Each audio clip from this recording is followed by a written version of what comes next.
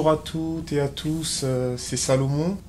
Alors je suis né en Côte d'Ivoire dans une famille chrétienne. Arrivé aux années 1999, la guerre a éclaté en Côte d'Ivoire suite à un coup d'État du général Guéhi. Alors qu'est-ce qui s'est passé? C'est que là le pays a été vraiment déstabilisé et mon père, pour notre famille, a voulu nous mettre à l'abri. Du coup, il avait des contacts ici en Europe, donc on a eu à venir sur l'Europe avec ma famille. Alors en Côte d'Ivoire, on avait une vie, un cadre vraiment idéal. On était d'une famille moyenne.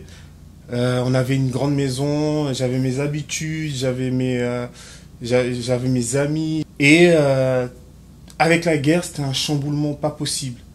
Déjà là-bas, avec tout ce qui s'est passé, j'ai vu des atrocités, j'ai vu des gens se faire tuer devant moi. Vraiment, c'était atroce, c'était la guerre, c'était la guerre.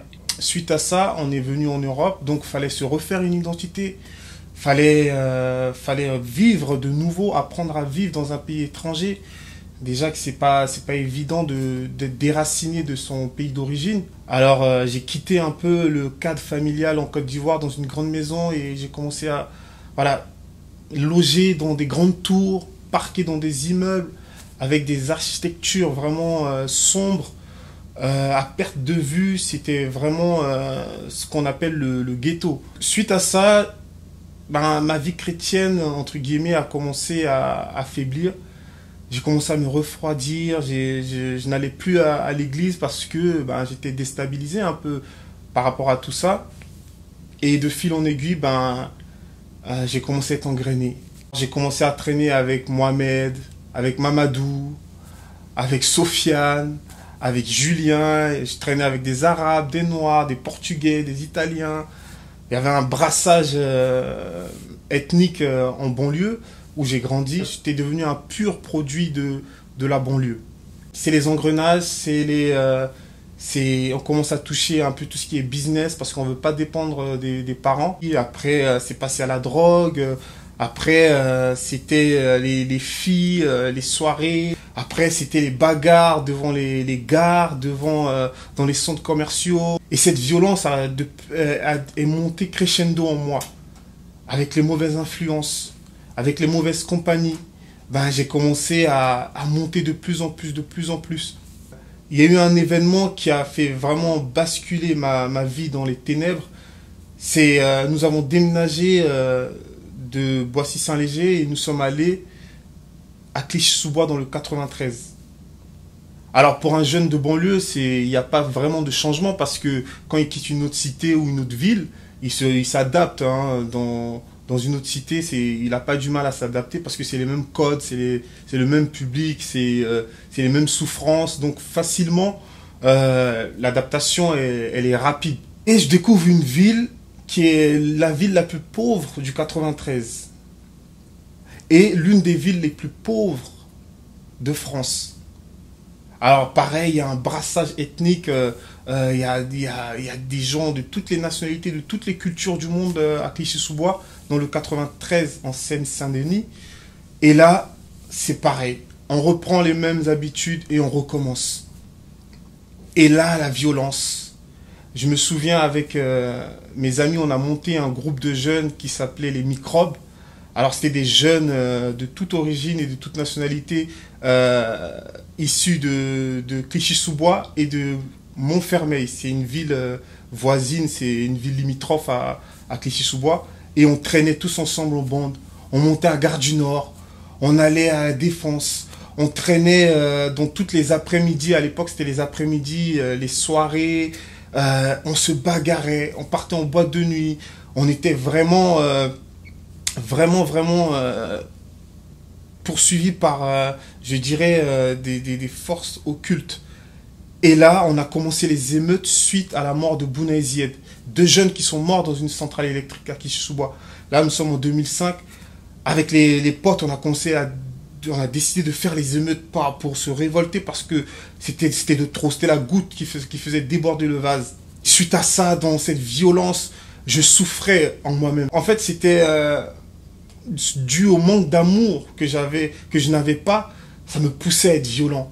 Et on a fait les émeutes. Les émeutes ont embrasé le 93, ont embrasé la France, ont embrasé l'Europe. C'est allé dans les nations. Tout le monde brûlait des voitures par solidarité à ce qu'on avait commencé, on avait initié.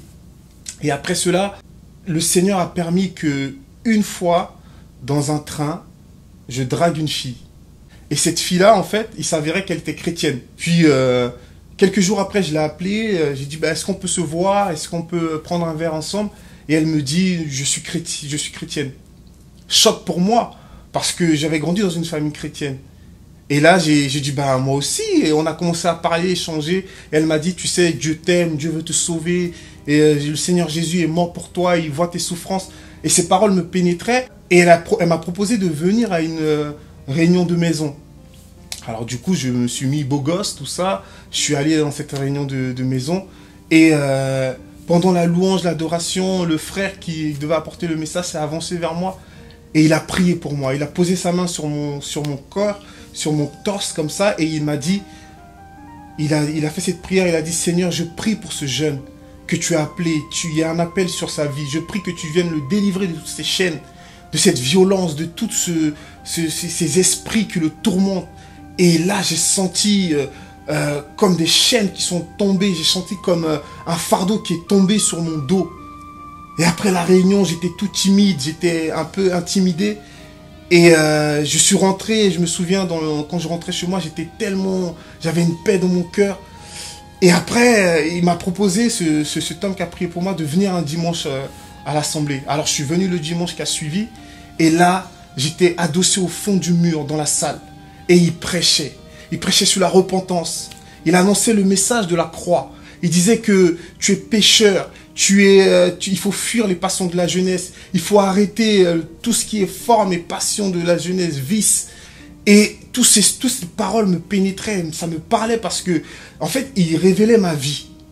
Et j'étais adossé sur le mur comme ça de l'église et je l'écoutais parler. Et là, il a fait l'appel au salut. Il a dit, veux-tu faire la paix avec Dieu? Veux-tu renoncer à ta vie, changer de vie? Et je me suis avancé vers la croix. Je me suis avancé avec mes boucles d'oreilles, avec mon jean déchiré, avec mes crêtes. Je me suis avancé avec mes piercings à l'arcade, aux oreilles. Je me suis avancé vers la croix telle que je suis. Et le Seigneur Jésus m'a visité par son amour. La croix est venue briser l'orgueil que j'avais. La croix est venue dépouiller ce jeune homme de cité de cette violence, de cette haine, de cette amertume qui résidait en moi. La croix est venue transformer, foudroyer. Et automatiquement, j'ai senti l'amour de Dieu venir en moi, venir dans mon cœur, m'inonder. Et je suis né de nouveau. Le Seigneur a transformé ma vie. Aujourd'hui, je suis marié. Aujourd'hui, je suis un homme heureux. Aujourd'hui, je sers le Seigneur. J'essaye de témoigner ce que Jésus a fait pour moi. Et si Jésus a fait ces choses dans ma vie, il peut le faire pour toi. Et si tu m'écoutes, je ne sais pas quelle est ta vie, quelle est ta situation, quel est ton parcours, mais sache que Dieu t'aime. Et sache que Jésus veut te sauver. Je veux m'adresser à cette jeunesse qui est dans les quartiers populaires, à ces Noirs, ces Arabes, ces Blancs, ces Portugais, ces Chinois, cette jeunesse black, blanc, beurre. Je veux m'adresser à ces jeunes de campagne. Je veux m'adresser à ces filles qui cherchent l'amour.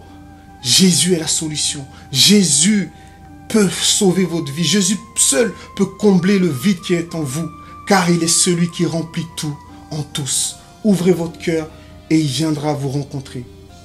Amen.